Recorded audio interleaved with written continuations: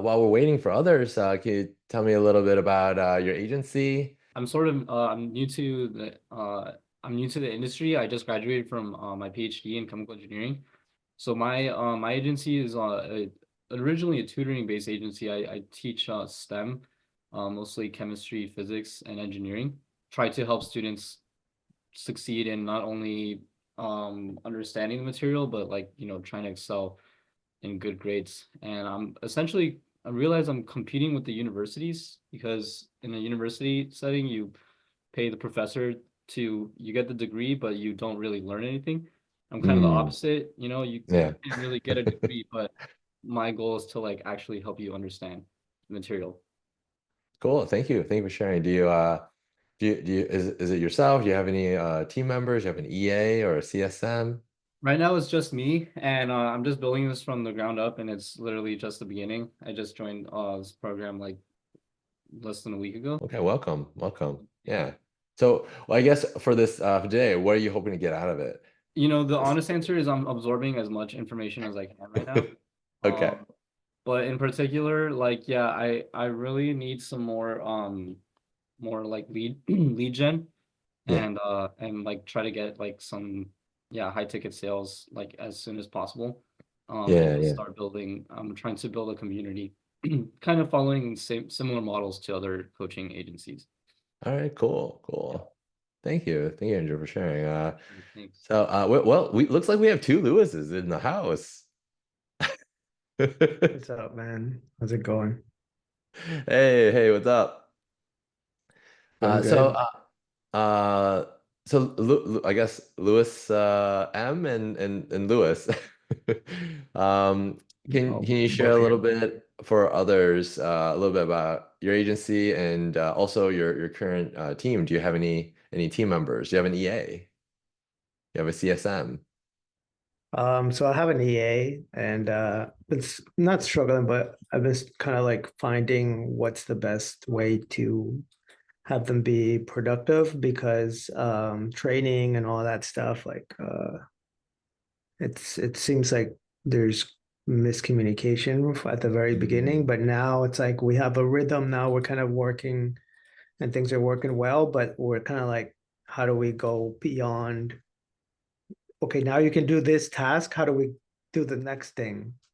Yeah, How do you become more proactive rather than wait for everything? love it, love it. Yep.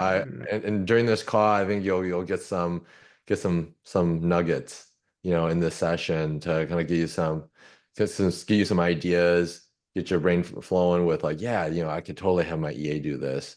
And then maybe in the future, your CSM. All right, cool. Well, thank you. Let's see, is it Rafael? Welcome. Sorry if I butcher your name. Uh, let's let's get started. I'm gonna go ahead and share my screen. So today it's all about really understanding the unique roles of an EA and a CSM. Or the agenda here, quick intro. We'll go over what an EA is, an executive assistant, what a CSM is, a customer success manager, and also another question I get all the time is, well, what's the difference and how do they even work together? So I'm going to show you some things where this is how they work together in our agency. So, quick intro. I'm the founder of Design Source Media. It's a I run a web design development agency, also DSM Talent, which is a staffing agency that we help agencies build a team in the Philippines. Started my agency back in 2011. We just hit our 13-year anniversary. I'm an agency owner, just like everyone else here. And we currently manage, actually, it's not 12 now. We actually bumped it up to like 15. And then I'm also a husband and a father of three young kids.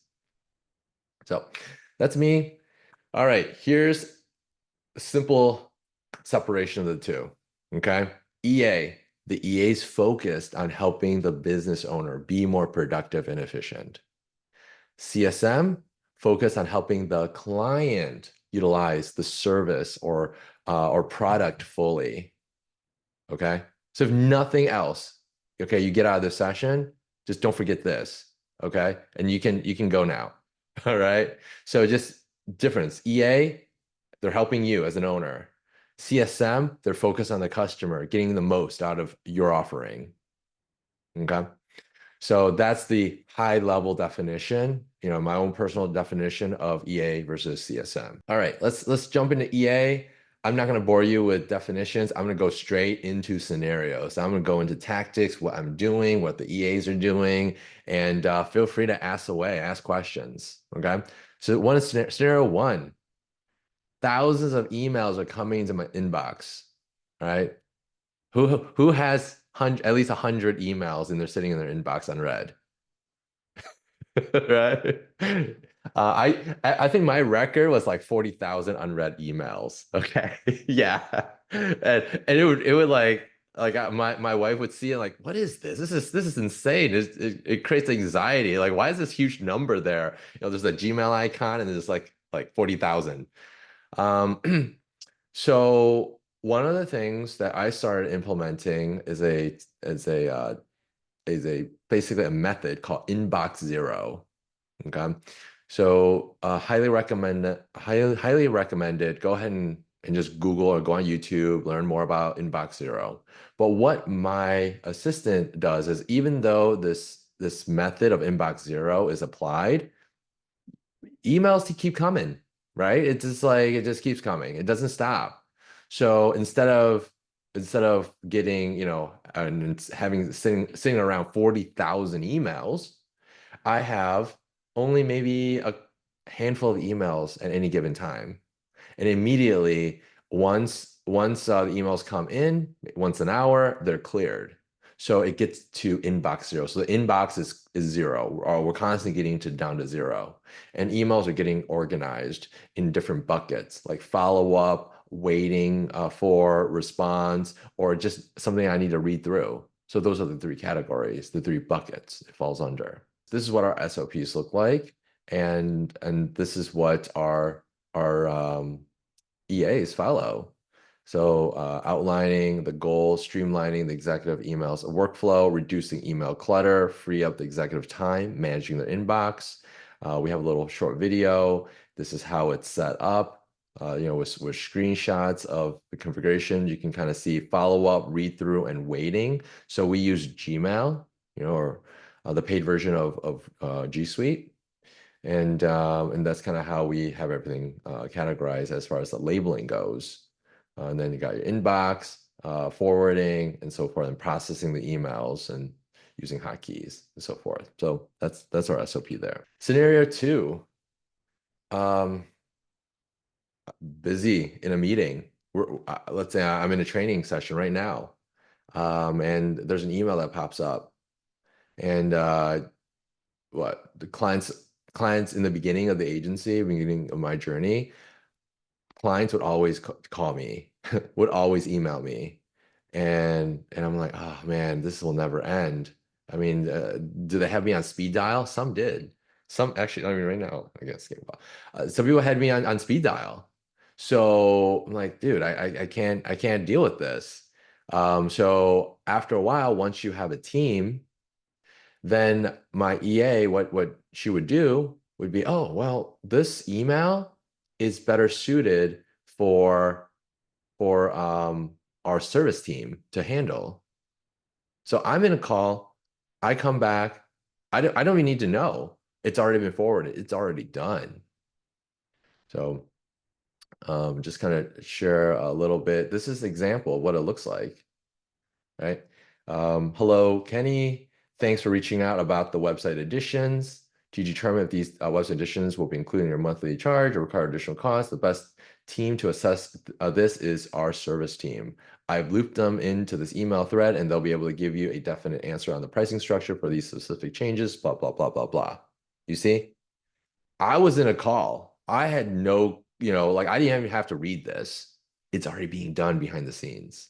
My EA took care of it. All right, this is what my calendar looks like.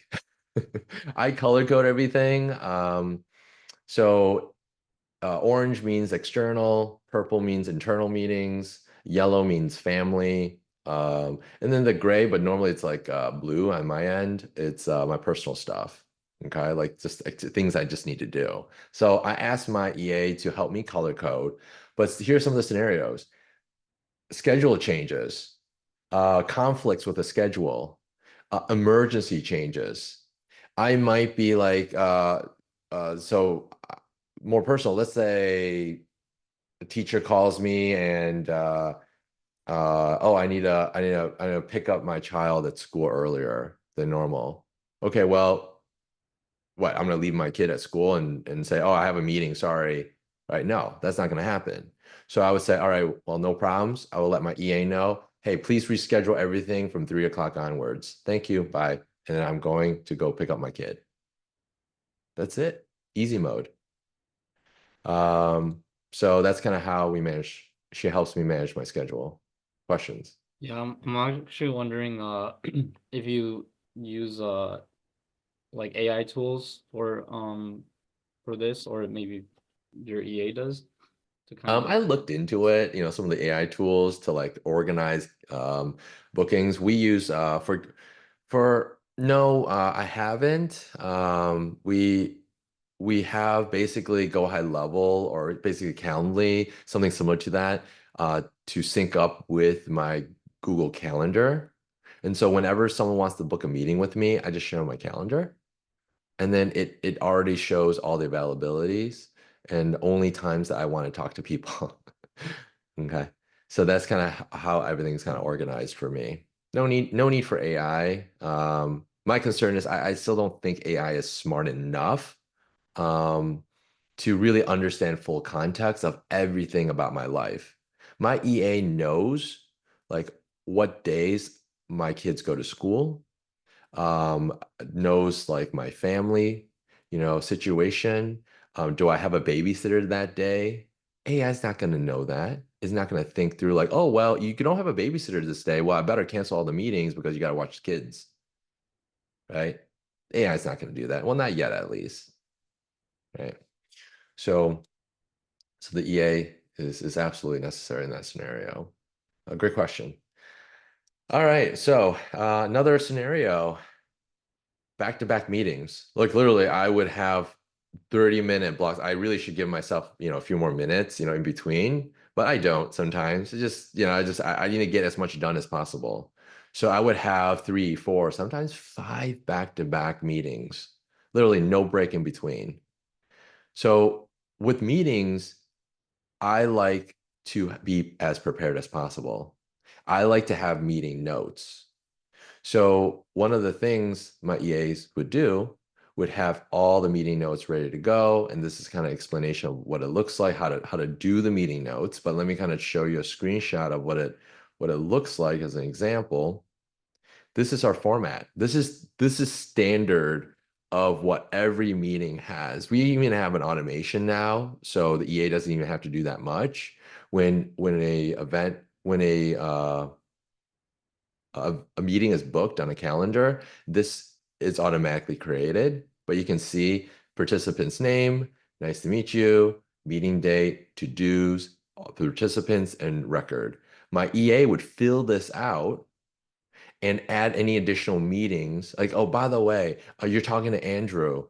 Andrew, make sure we cover these points because that's some of the things that Andrew talked about before in our previous meeting, or maybe the conversations that we've had. Oh, okay, cool.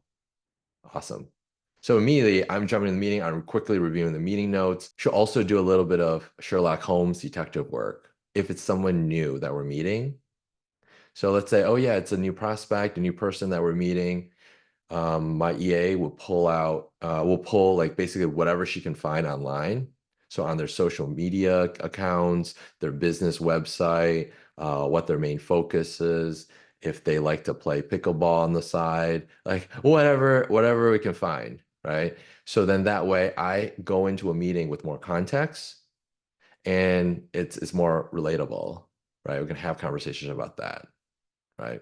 So that's another thing for the prep work for meetings. Any question there? I'm curious, everyone else, what do you do? What do you do to prepare for meetings? You show up. To show up. I remember those days. Wing it. Yep. Yep. I look at their social media, their website, and that's pretty much it. But during the prospecting or the lead generation is kind of where I learned about them. Okay. Just imagine, put yourself in another perspective, right? Like you're interviewing someone, they're applying for a job at your company, and you ask them, "Hey, what do you know about us?" Nothing. I didn't do any research. I didn't know anything about you, right?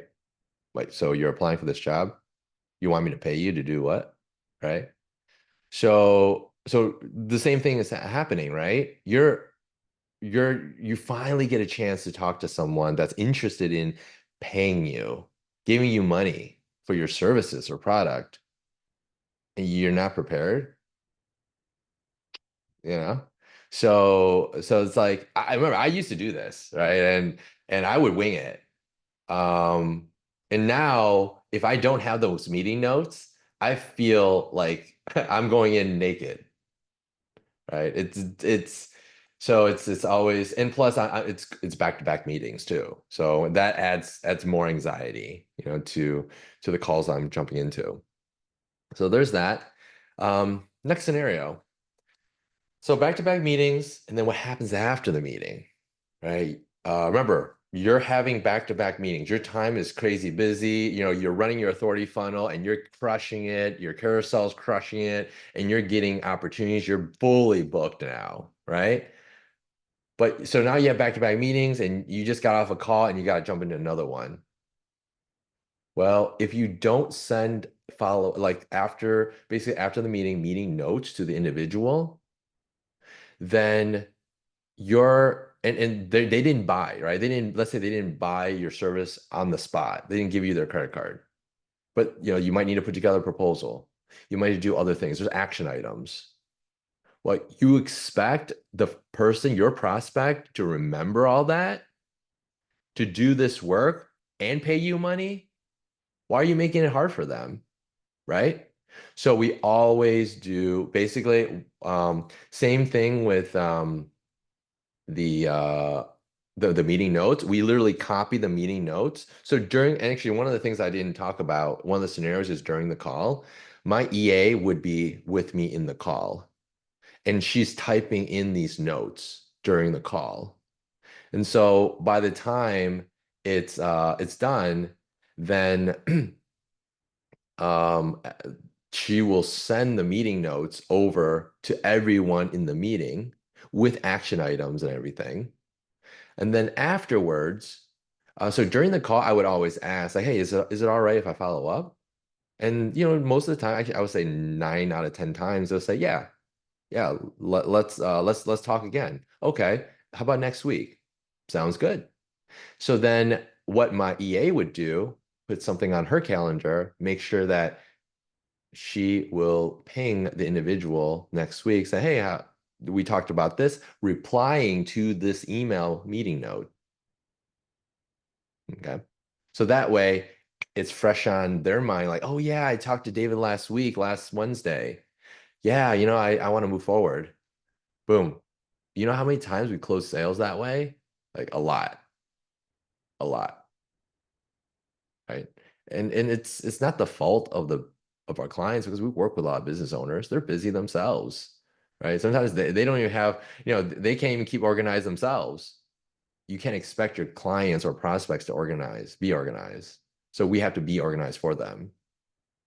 So that's kind of why we do this, the follow-up email.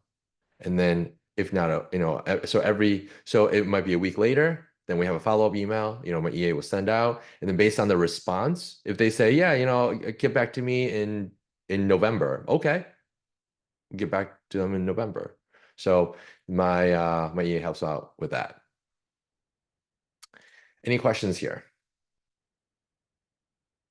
What about like the tools that we have now, like Fathom and the recorded calls? That's a great question. So part of that, we do take information from Phantom.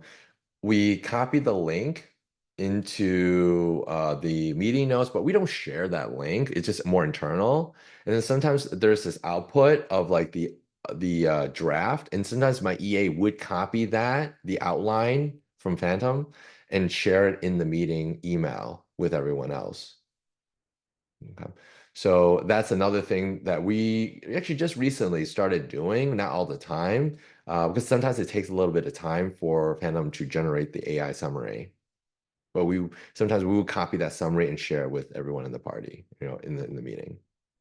Is this helpful so far? Are you seeing kind of like how an EA can help you? Yeah. At what stage should they start doing this? Like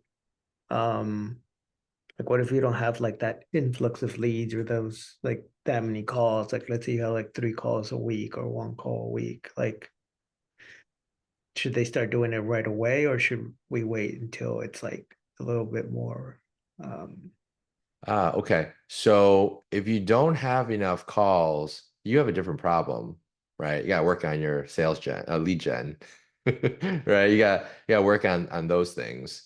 But also it's not even just that. It's not even just the leads. I mean, I forgot what's the other strategy, not the authority funnel, but basically tapping into your own network, right? You have a database of contacts. So your EA could reach out and say, hey, she's saying on behalf of you. So she would say, hey, haven't chatted in a while. Let's see how's business going. Love to see how we can help. Or you can say something more relevant in your field, say, oh, there's some huge changes in digital marketing. X, Y, and Z is happening. Is your organization prepared for that? Right? Love to chat and send them a booking link. Your calendar will be booked really, really fast. Right? So once you and just start reaching out and your EA can help you with that, right? Reaching out on LinkedIn, reaching out in your own database of emails. And then once you have the meetings, then yeah, back to this, what I just showed you, all these scenarios, your EA is now planning and organizing, getting everything ready to go and following up with people. yeah, that's what we're at right now. She's doing a lot of the lead gen stuff. Just because there's not that influx of doing all these other tasks that she would do once they're here. Yeah. So Lewis, the other Lewis, has a question in the chat. He said, what are the US tax implications for hiring EAs from abroad? I have someone abroad, non-Philippines, that have been basically kind of like an EA and want to know how payments to her works as a US-based company to a contractor out abroad. Okay, that's a great question. It depends on what country. All right. Like Canada and I believe Mexico may be a little different, different relationships.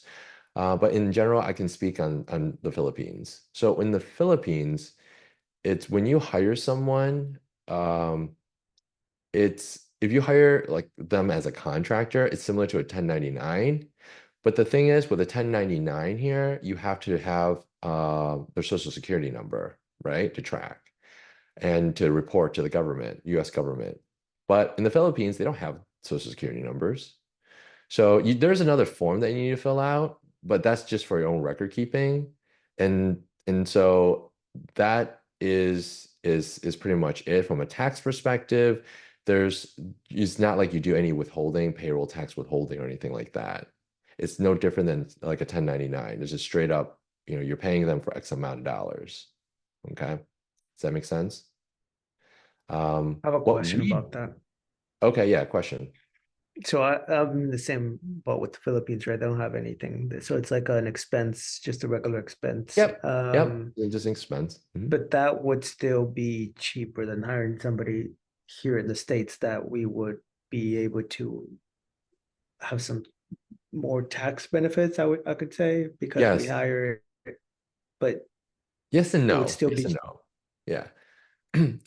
In general, yeah, tax benefits, and depending on how you want to build your team in the Philippines, yeah, you're gonna get tax benefits, and it's salary, right? It's about a third cheaper in the Philippines than compared to the US. So you can hire 3 people in the Philippines for 1 here locally. So 3-to-1 ratio. So the reason why I say that is that for us, we we set up an entity in the Philippines so we can pay taxes. Okay, why we do that, right? So ultimately we can provide benefits. So that way we're hiring W-2 equivalent in the Philippines. So that way our team members are not contractors anymore. They are employees. So that means we're paying part of their taxes. The Philippines government's getting their cut, paying their Social Security, paying other, additional health benefits and everything else. And we do that to attract top talent and to build more loyalty and stuff. Bottom line, it's about a 20% increase, okay? Just in general, like 20 to 25% increase baseline. So, but it's worth it, to me, right? To everyone else, yeah, I don't know, right? It depends on you, but I've been only doing this for 13 years, and so far it's been working really, really well. Okay. As far as the other question from Lewis about how payment works. So in the beginning, we used, what do we use? I think Western Union is one of don't use Western Union, okay? There's like Remitly, there's Payoneer, there's Wise. Wise is a really good one, just to wire funds, there's they're not technically wiring, they're transferring funds. And there's fees, there's conversion rates, there's that too. So that's one way to do it. We have so much volume now, we actually go through the Forex exchange. So we actually trade and convert currency because of the volume we go through. Okay. Because some of these services, like Lewis has mentioned, there's a cap. Once you send so much, they'll cap you out. They're like, hey, you can't transfer any more money. Because these services are usually built for like sending money to their family overseas. It's not really for business. So you may cap out once you have X number of team members. Okay. So something to keep in mind if you want to do it yourself. So how many did you cap out, or you found a loophole pretty much? I think the cap out and with, for example, for Wise, you have to keep sending them more information about your identity and stuff like that, and then they'll keep raising the limits. I think the cap, I mean, they recently changed it, but originally the cap for some of the other services was only 10,000 a month. Okay. Some were even smaller. Some were like 5,000 a month. So it's like, how many people can you really hire, right? Like, yeah, you can hire a few, one or two, but the goal is you want to build a whole team. So then, yeah, you're gonna hit a wall. And plus, I don't want to constantly stressed out because before I was stressed out about, oh man, if they lock me out of the transfer, I'm SOL. Now I can't send funds. And now if I can't send funds, my team members are going to start quitting on me, right? They're not getting paid. Now what do I do? Right? So we had to build a much more robust system. What was the name of the way you send money again? The way around that? It's Forex. Oh, So okay. it's a lot more complicated. Because number one, it requires an entity set up in the Philippines. You have to set up a bank account in the Philippines. You have to have a US and Philippines bank account in the Philippines. Mm, You need to start wiring funds. You see, it's really complex. yeah. So it's like, but for most people, if you're sending a little small amounts of money, like a couple $1,000s a month, then yeah, just use Remitly. Just save yourself some time and hassle. How do you spell that? Remitly? Yeah, Remitly. Or no, Wise. Use Wise. Use Wise. Yeah, WISE. Use Right. Wise. Yeah. Or, a shameless plug, you can use us, right? And we'll just do the recruitment and staffing and management and payroll and everything for you. What's it called? The shameless plug? No. Use us, DSM Talent, right? So my agency, dsmtalent.com. Yeah. So we take care of all that. And plus we provide all the benefits and stuff because we spent months, over almost a year, just setting up the infrastructure. And so another scenario, you're busy in a meeting and there is an emergency, an urgent request. So in that scenario, my EA has access to a few things. So obviously, if it's an emergency request that only I can resolve, she will call me. She actually, it's using Go High Level soft phone. She'll call me on my cell phone and say, "Hey, Dave, there's an emergency. I need you to jump out of the meeting." Right? She'll first ping me in Slack to see if I notice. If she doesn't hear from me, she'll start calling me. Okay, but that's only for emergencies because she sees my calendar. She sees where I'm at, what I'm doing. Another scenario is like for me, I have no time to really check what's going on throughout the day, with each department. So one thing that we do as a company, so this is something that I recommend you implement, and once your team gets bigger, is we have like a daily digest. It's a daily end of the day email that every department lead will complete in this document, and my EA will send out to everyone in the company.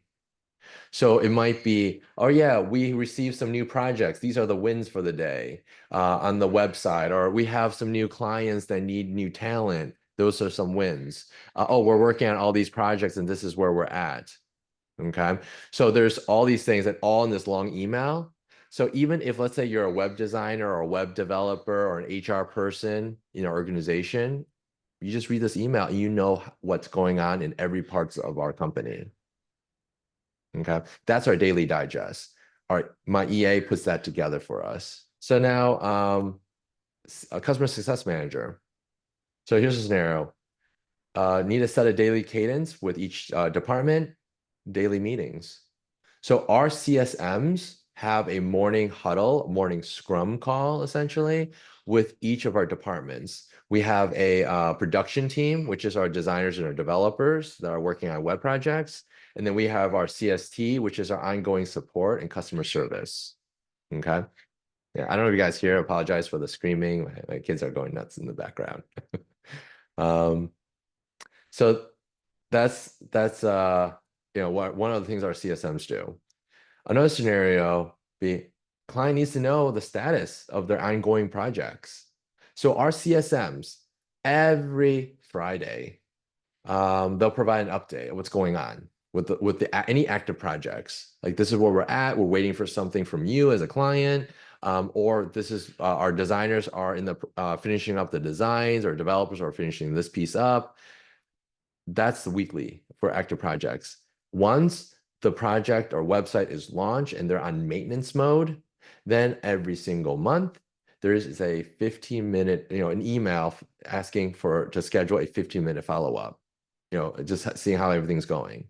So our CSMs are talking to our clients every month when possible for about 15 minutes. And during those calls, they address like, let's see if I can get you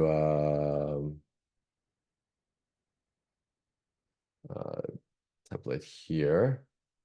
Oh, the template's not here yet. Okay, so basically it's to talk about what's going on in their organization, what some of the challenges they're having, and some of the issues they're having. Okay, so that's the follow-up and cadence for our CSMs.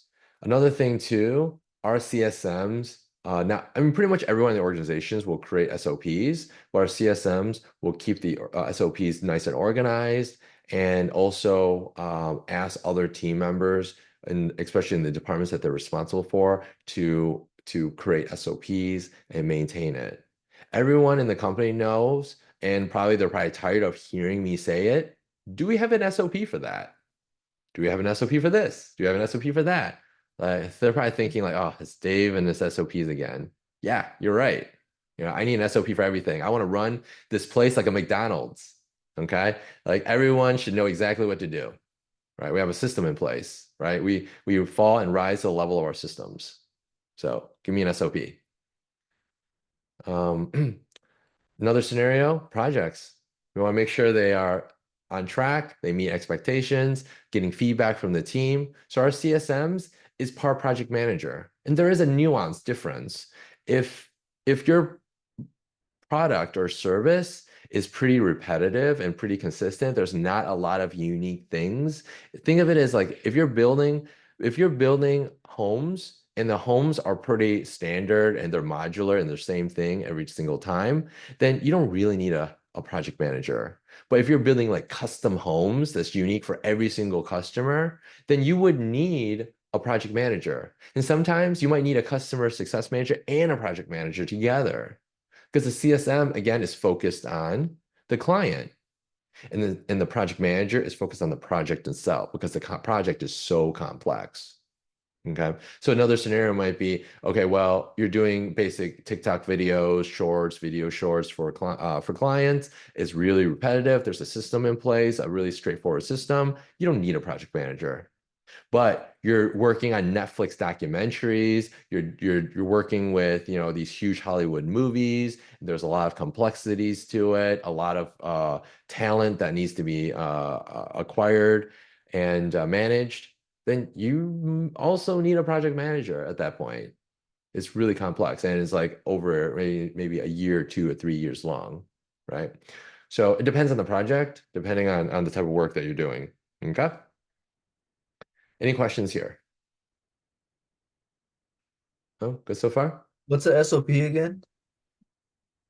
Well, there's no particular, oh, what is a SOP? Yeah, SOP stands for Standard Operating Procedure. Yeah, that's a good question. Sorry, I say it so often now, I don't even think about it. But it is technically technical jargon, right? But after a while, this is gonna be like you're gonna be dreaming about it or having nightmares about it one way or another, right? You're gonna be like, oh, I need an SOP. What's the process for that? What's the system for that? Okay, so the next one is this another scenario. The team often misses daily updates due to various tasks. So what the CSM will do is also going back to what the EA has shared is providing daily digests, keeping track of all the meeting notes, the morning meetings, scrum meetings, making sure everything is moving properly and everything's well documented. So now the combination, what happens when you have both an EA and a CSM? How do they work together? So one scenario would be EA receives a client request, and then she would delegate it over to the CSM that's handling that department, and then the CSM is now assigning those tasks to the appropriate team members.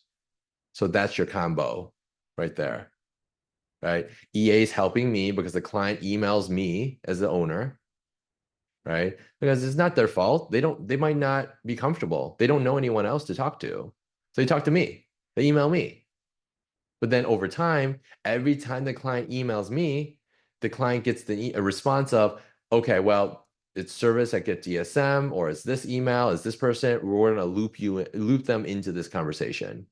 And this is also part like client training, right? After a while, it might take longer, right? Sometimes it might take like 5 emails to get the clients to understand like, oh, well, maybe next time I have this question, I'm going to stop bugging Dave because Dave takes forever to respond. He's not as fast as the actual team that actually handles what I need. So EA hands it over to CSM. So once my EA closes a sale through her efficient email follow-up, so for example, during the follow-ups, the client, so the prospect would say, yeah, let's move forward. Okay. Or there's a, for us, for other services, there's just a sign-up form. At that point, the EA would say, all right, cool. Thank you for, signing up. She will then hand over that assignment or delegate it over to the CSM. Then the CSM would then create the official, maybe there might be a need for an official proposal. Our accountant is involved to send out the invoices. And then our CSM will schedule the onboarding call with the new customer. You see, so the EA is helping me as a business owner closing the sale. But once the sale is closed and won, then the CSM will come in and help with the onboarding. Okay. So ensure that there's a smooth transition there. Another scenario is my EA just reminds our CSMs like, hey, don't forget our daily digest document. Don't forget to complete this. This is a daily reminder in Slack. We have a little channel.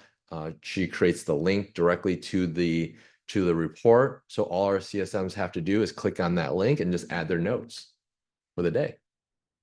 Super easy. So if the CSM spots a significant client issue, they would notify my EA. Then my EA then escalates it to me and the executive team, ensuring it gets quick attention from leadership. So there's a big blow up and a big, issue. Okay. And it's something that's something our CSMs like cannot handle. At that point, it gets escalated. Like, hey, we need more firepower. So then that's when the CSMs will reach out to my EA and also our executive team. So any questions so far on the combo and how like the two work together? Make sense? Helpful? Yeah? Okay. So the next question usually I get asked is, when should I hire and in what order? All right. So this is the order. EA first, technical hire, 2 of them if possible, and then CSM. All right. So why EA first? EA, you want your EA to do basically all the tasks that basically it's the simple tasks, right? Checking email, making sure that you're maximizing your time of the whole organization. You as an owner, you as a CEO of the company, you're the most expensive person in the whole organization per hour, right? So if we're going to maximize time and efficiency, we want to maximize your time as an owner first, as an executive, as the CEO of the company before anyone else. So that's why EA is so important. Then after that, you want to hire not 1, but 2 technical hires. So if you're a video agency, it might be video editors. If you're a web design agency, it might be designers and developers, web designers and developers. And if you're a digital marketing agency, it might be like social media managers, a digital marketer or whatnot. But why 2 before CSM? Well, if your technical talent gets sick, gets hit by a bus, goes on vacation, guess what it defaults to? It gets defaults to you. Okay. So there goes your authority campaign, your momentum campaign, all your sales that you're doing, because now you're back at doing the operational stuff, right? So get your second hire. Yeah, go ahead. You said it would be it would be editors and what else? I mean, technical hires is okay. So for example, what kind of agency do you run? So content creation and ads and pretty much just content creation, social media marketing. Okay. So your technical hires would be social media managers, maybe video editors for, depending on the type of content you're creating. And then maybe media buyers, because you're eventually you're doing so much volume that you need a media buyer just to focus on ads, right? But in general, you want to bring on some of the key technical talent that's core to your business. Look at the work that you're doing. If you're not delegating it out already, look at the work that you're doing most of the time on the operational side and hire 2 of those technical talent. Does that make sense? Yeah, thanks. I have a question, Dave. Yeah. How, so let's say you have fulfillment, right? And you have different levels, senior, junior, intern. Which one should you hire? Should you hire senior level or junior level? Like you're still going to be stuck doing a lot of the senior stuff if you hire too low.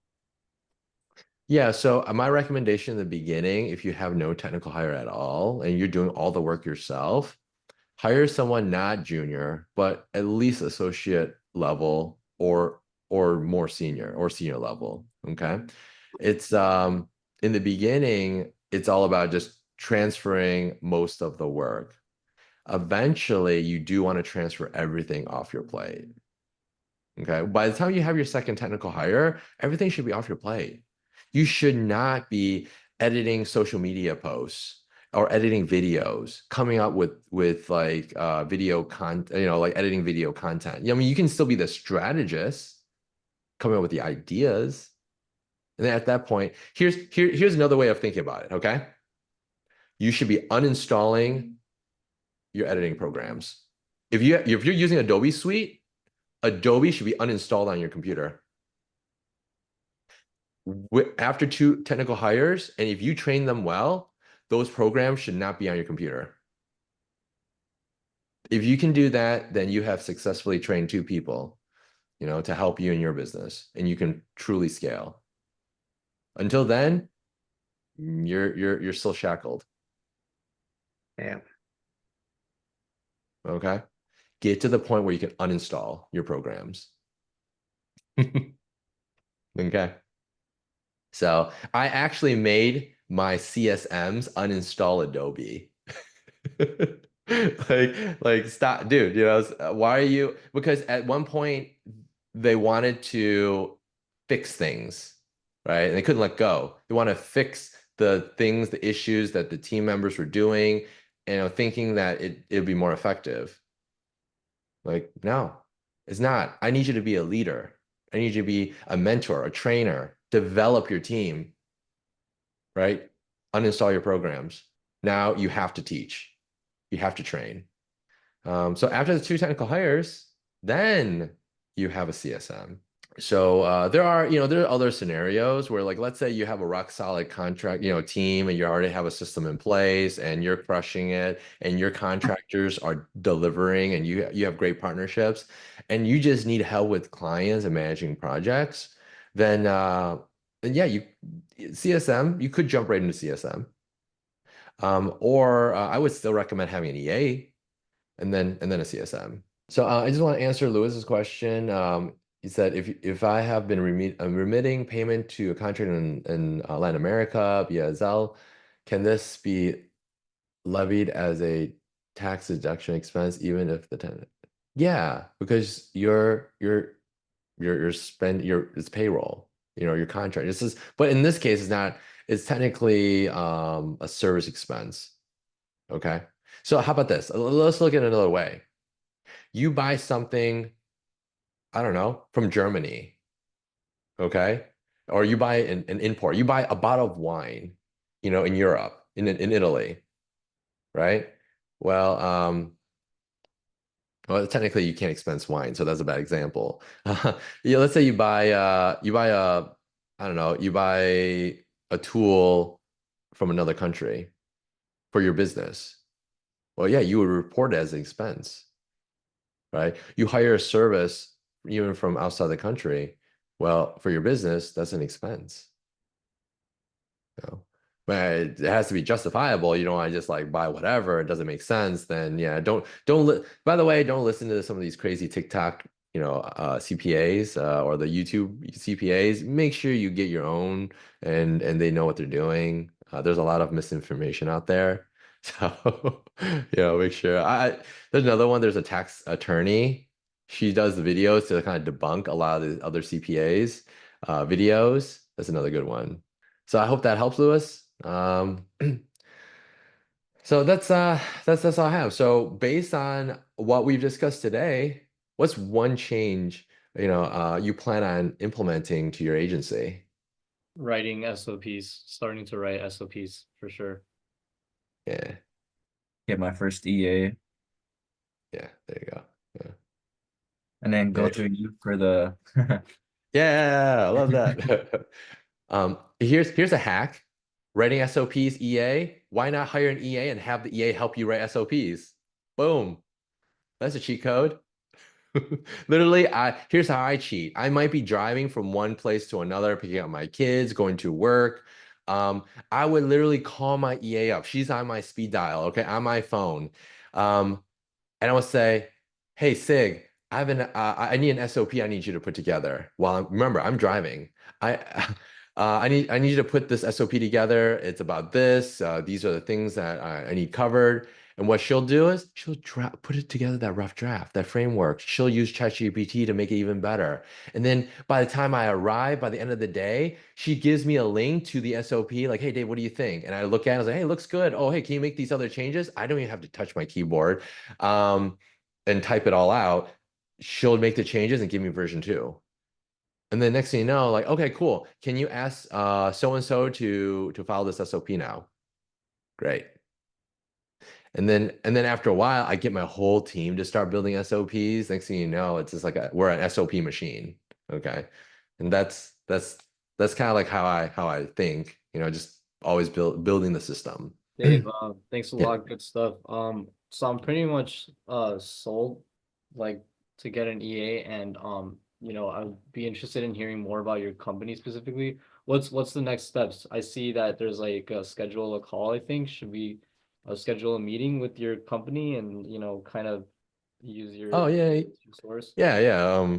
So basically this is our talent site, and there's a booking link right on the bottom. And is that can we also get your best point of contact by any chance? Yeah. Here's my email. Sure. It's kind of funny. So we just we had an agency U meetup in San Diego, and like apparently most people like to share their Instagram tags. I mean, you could it's Dave, it's this, but I don't really use Instagram that much. But you can follow me if you like. And I'm starting to promote it, but mainly the email or the communication method is email. That's what I mainly use and follow. I check my email, or my EA checks my email, and I also check the email constantly. I'm on there all the time. So, would you recommend scheduling a meeting via your website and then discussing basically tell you guys that we're looking for EAs? Is that the Yeah, best? yeah. If you like to work with us, yeah, there's a calendar. Yeah, you can book a call, and we can talk more.